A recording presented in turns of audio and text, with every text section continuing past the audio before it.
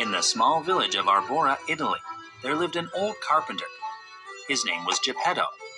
He lived alone in his small house. He had no wife and no children. When it was very late at night, he was often lonely. Every morning, Geppetto went into the forest to collect wood for carving.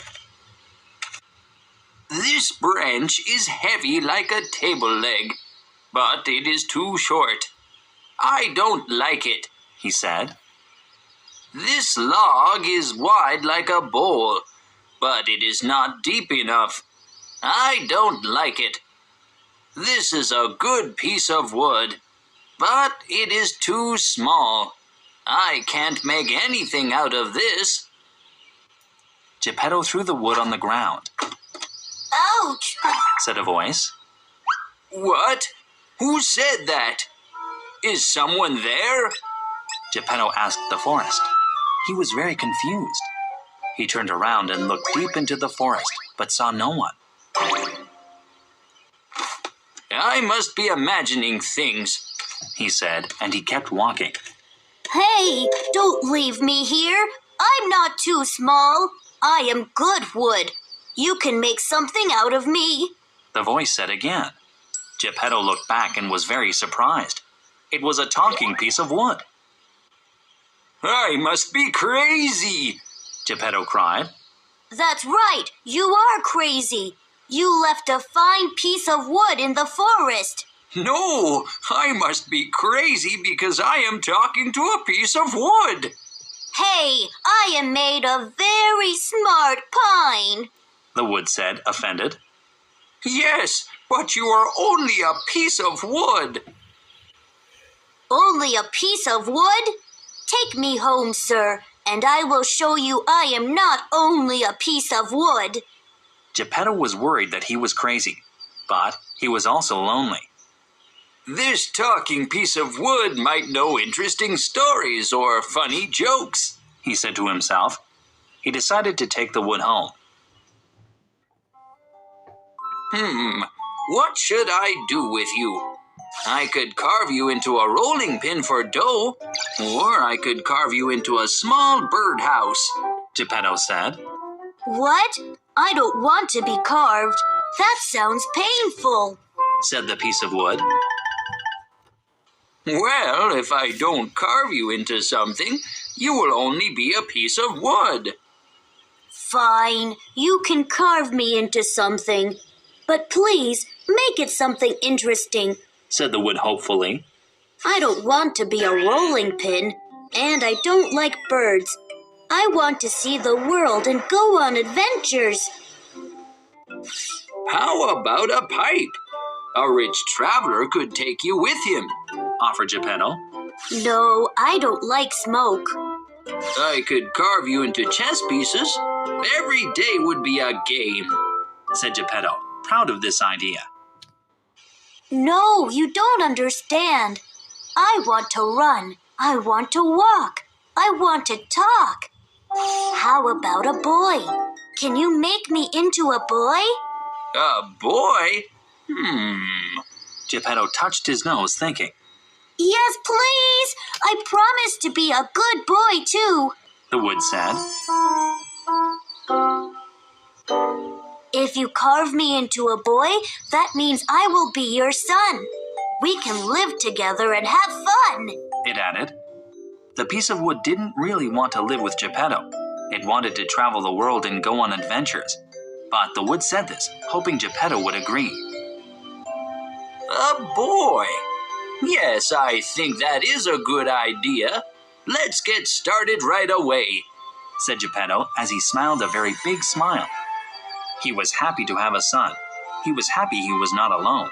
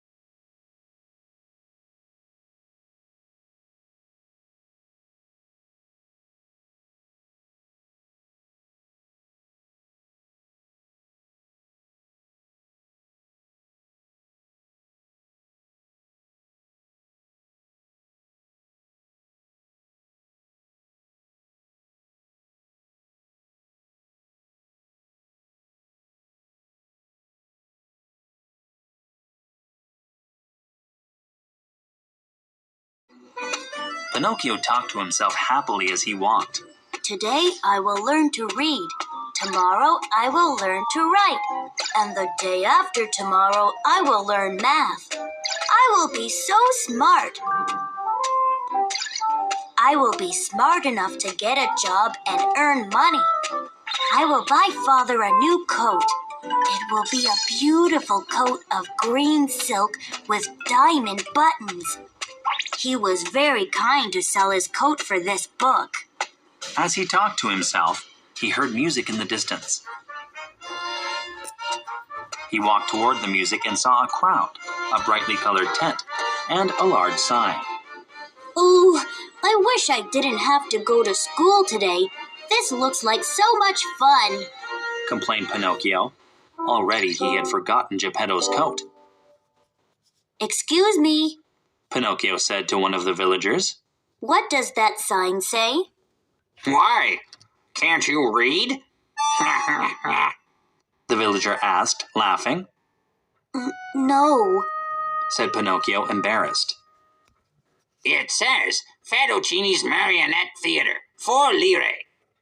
The show starts in 5 minutes, but you can't read. You should be in school. I don't want to go to school, Pinocchio cried. Do you have 4 lire I can borrow? Pinocchio was embarrassed to beg, but he really wanted to see the show. I have 4 lire, the villager said. But it's not for borrowing. You have to sell me something. But I have nothing except my clothes and this book, Pinocchio cried. Then I'll take your book, the villager said. He knew the book cost more than 4 lire. Pinocchio took the money. Pinocchio ran inside the tent. The flute and drums played a new song. A few marionettes were brought out to dance. Hey, they are wooden boys just like me, Pinocchio said excitedly. He ran to the stage to look closer.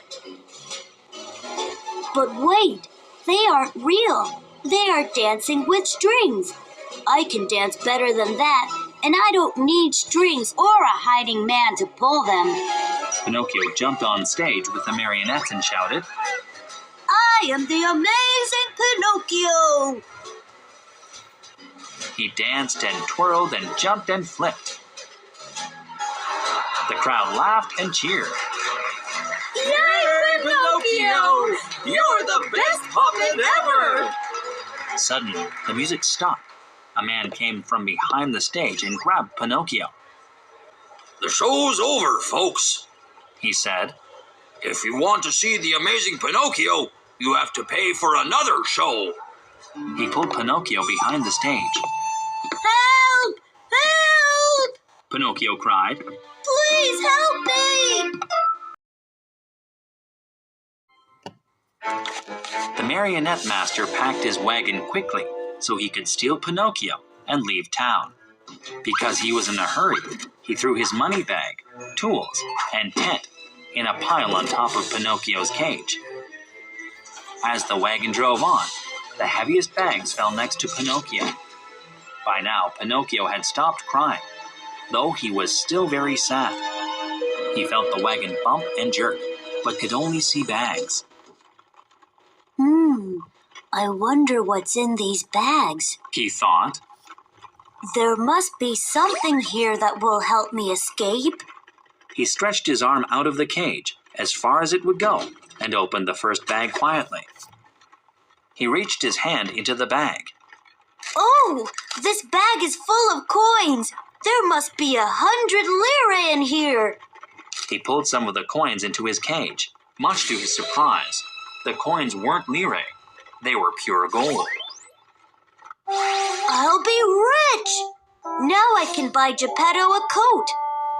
Oh, but these coins won't help me get out of this cage. I must keep looking. He was careful to move quietly. He reached into the second bag. This bag has too many different kinds of objects. I can't tell what any of these are. Let me pull them out one by one. A whistle? No, that won't help. A spoon? No, that won't help. A book? No, that won't help. Some matches? I have an idea. Pinocchio waited for the wagon to stop. Quickly, he took the book, wrapped it around his leg, and lit the book on fire. Then he threw the match into the wagon. Help! He shouted. Fire! I'm on fire! The marionette master heard Pinocchio cry for help, and he could smell something burning. He ran to the back of the wagon and began to unpack quickly, trying to find the fire. When he reached Pinocchio's cage, he grabbed the cage, unlocked it, pulled Pinocchio out, and covered his leg with a blanket so the fire would stop. Look, there's more fire! Pinocchio pointed to the wagon. Oh no! My tent is on fire! The man screamed, and he hurried to put the fire out. While the marionette master was trying to save his tent, Pinocchio snuck out from under the blanket and ran into the nearby woods. By the time the fire was put out, Pinocchio was long gone, but he could hear the man yelling in the distance. No, wait! Pinocchio! Please come back! I will make you a star! Pinocchio ran and ran and ran. But no matter how hard he ran, nothing looked familiar. Pinocchio stopped running and sat down on a stump to think. I'm lost. He cried. I can't find the village and I don't know what to do. Oh, someone please help me. What Pinocchio didn't realize is that there are many creatures in the woods. Some are honest and good, and others are greedy.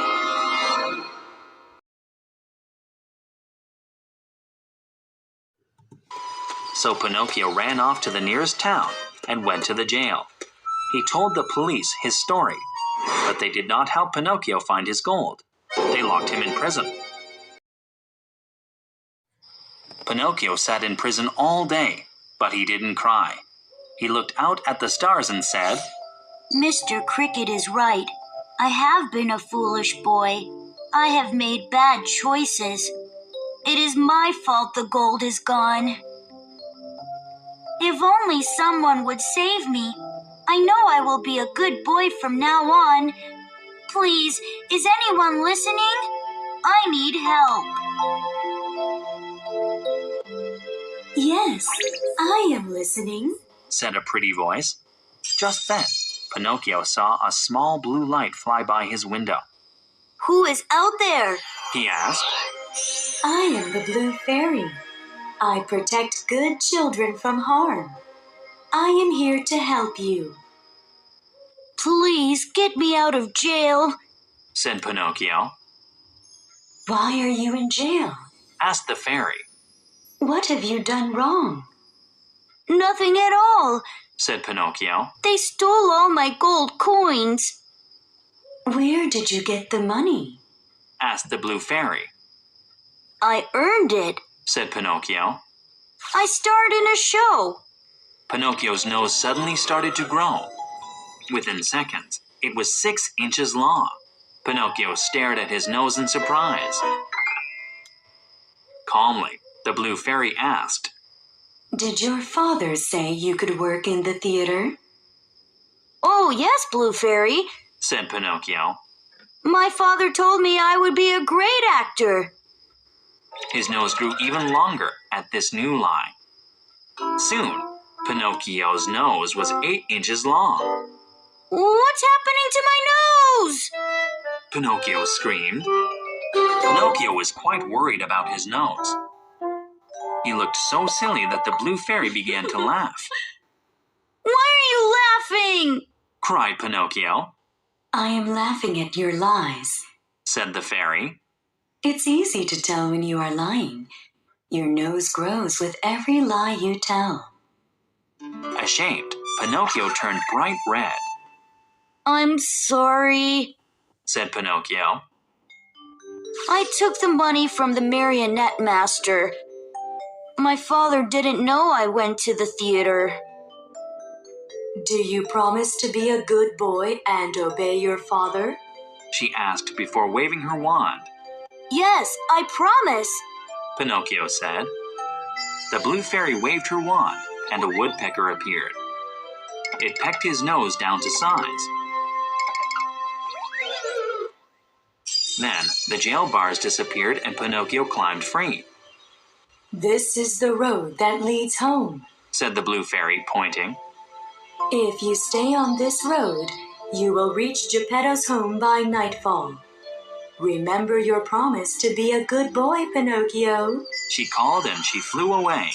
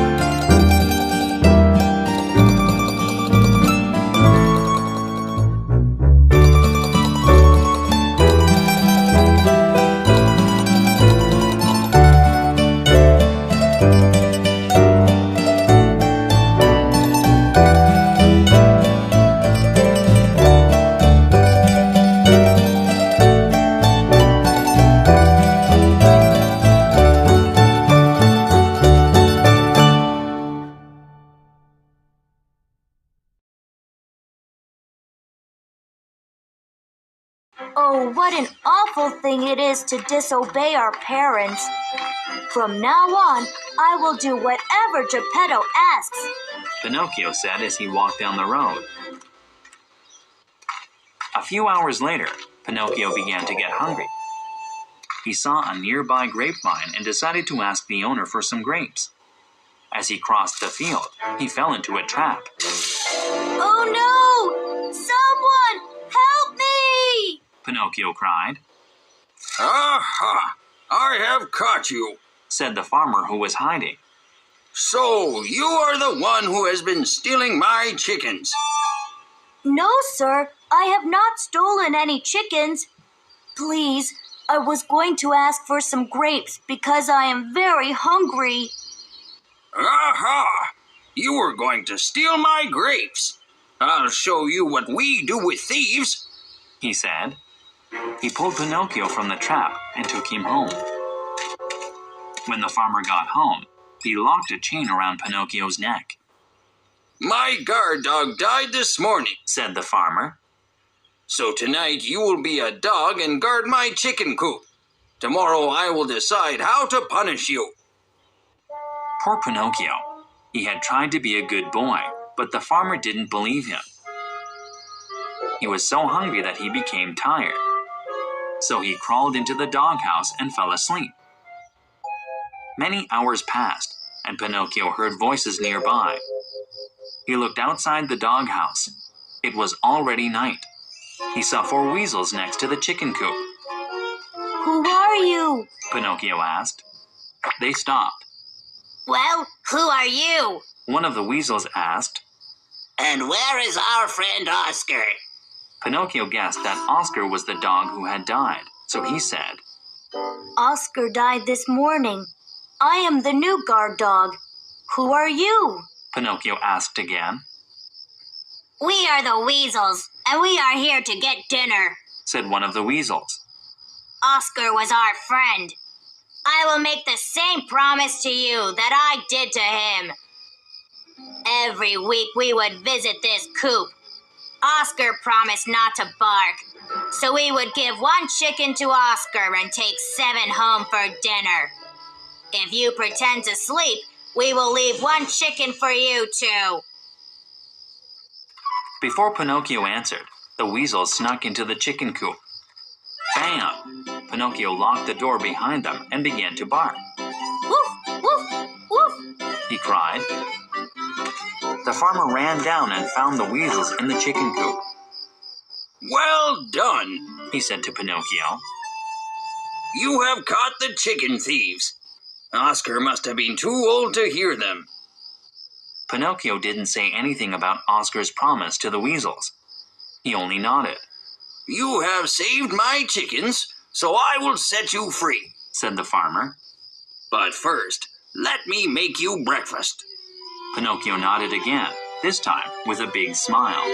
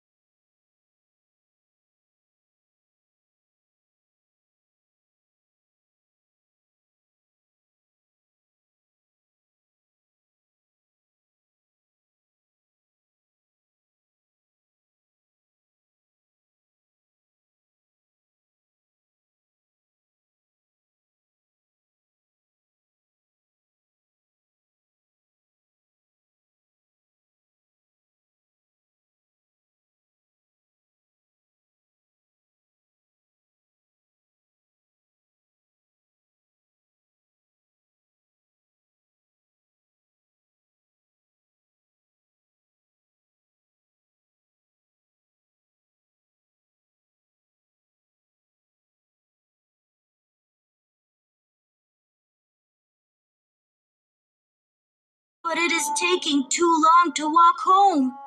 I have walked almost all day, and I'm still so far away. Pinocchio sat on a log and started to cry. He was tired, and he missed Geppetto. As he cried, he could hear a soft voice calling his name. Pinocchio! Pinocchio! I am here! Pinocchio shouted, looking around to see who the voice belonged to.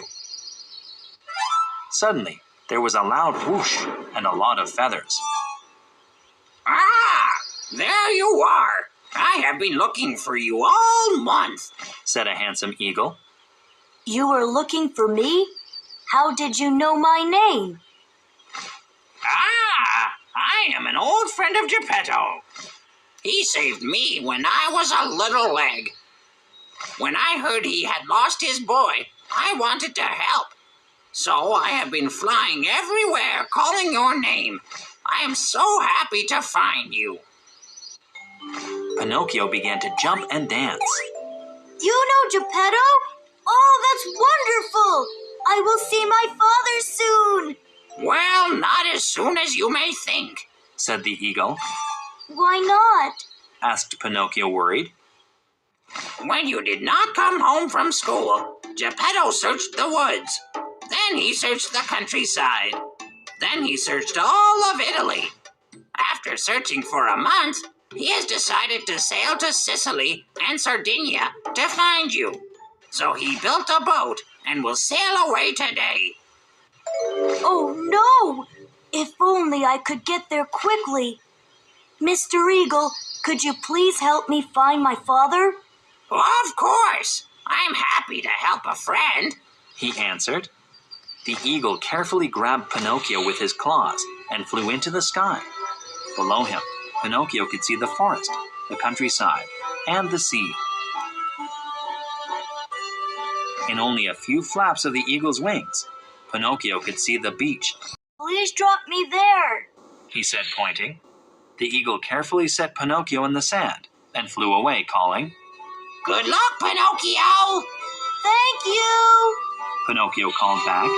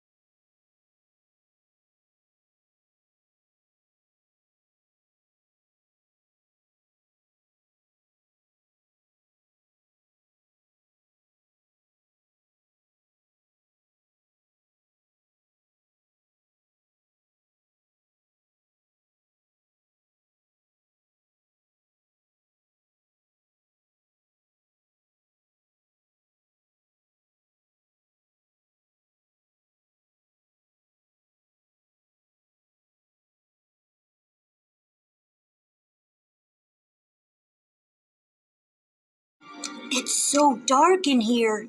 Pinocchio said, walking carefully along the whale's teeth. It's nice and warm, though. He walked deep into the whale's throat.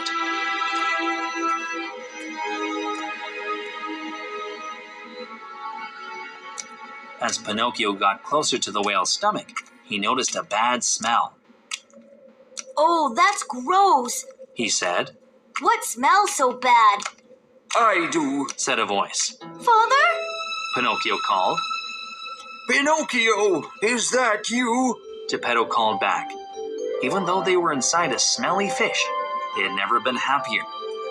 They ran across the whale's stomach and held each other.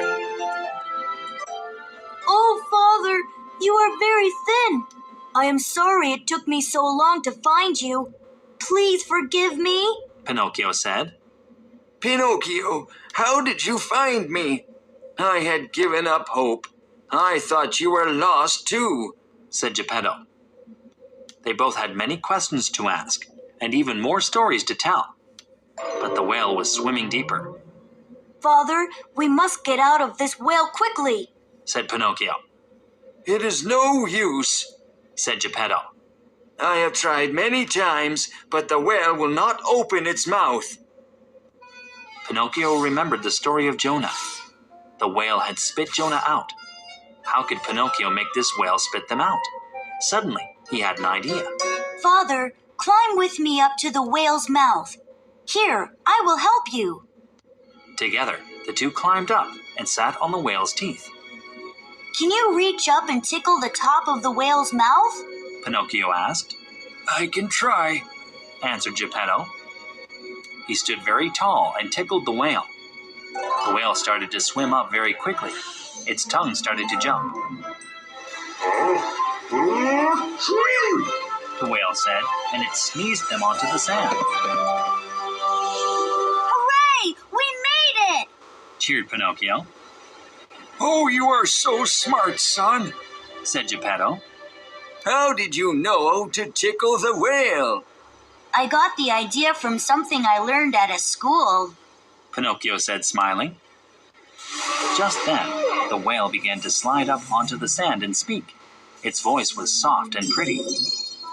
Well done, Pinocchio. It said, You have proven yourself to be a good boy. You have honored your father. You have been obedient and generous. You have risked your life to save him. Suddenly, the whale vanished. In its place stood the blue fairy. Blue Fairy? You were the whale? Pinocchio asked, very surprised. Yes, I kept Geppetto safe until you learned to be a good boy. Farewell, gentlemen. I wish you a happy life together. She said, and the blue fairy flew away. Pinocchio and Geppetto waved goodbye. As Pinocchio waved, he looked at his hand. It was the hand of a real boy. Wow! I'm a real boy! Father, look! I'm really real! He cried. Father and son laughed and hugged and danced all the way home.